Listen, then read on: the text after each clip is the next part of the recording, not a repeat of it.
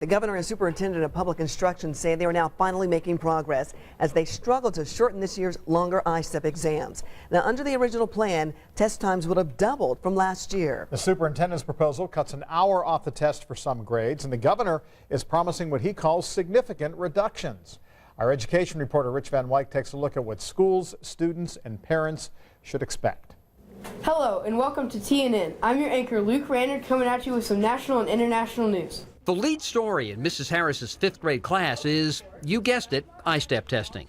Glenda Ritz, the state superintendent of public instruction, is asking the Indiana Board of Education to eliminate the social studies portion of the ISTEP test. Reducing 5th and 7th grade testing times by an hour.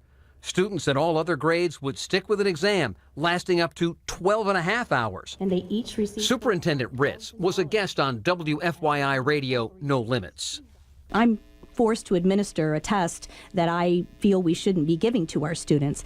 Meanwhile, back in Crawfordsville, most people who know me know I'm mostly just a DAD. Right? Governor Mike Pence was fielding questions from those elementary school children. Traveled, I think, to 5 different foreign countries since I became governor.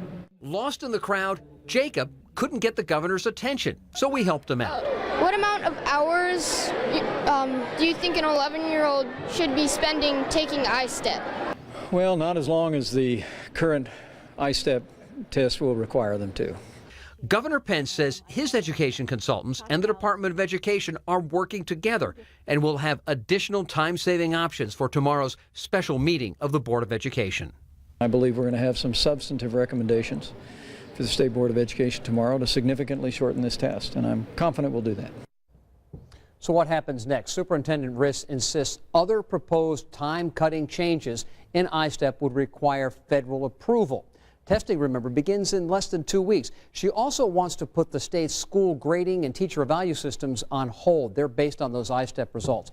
The governor is strongly opposed to that. It should be a very interesting meeting tomorrow to see how these two sides get together. And as all this is going on, schools are beginning to test their systems now for those tests. Yeah, any issues that we've seen in the past? Yes, we're seeing some issues. They're coming around. John and Andy, many schools were reporting problems just minutes into the testing. The tests were freezing up, questions were disappearing. Some schools say they had to give up on the stress test as they work through the system. Keep in mind, actual testing will start in less than 2 weeks for some 470,000 students. Now, the test began freezing up in 2013. There were widespread computer problems back then. That kept some 27,000 students from taking the test. The Department of Education says the test went better than the one in January. Issues are expected because this is, after all, stress test. It is stress Find the test. problems now, get them fixed. We'll see. Get them fixed. All right. We know we're going to stay on top of it. Rich, thank you.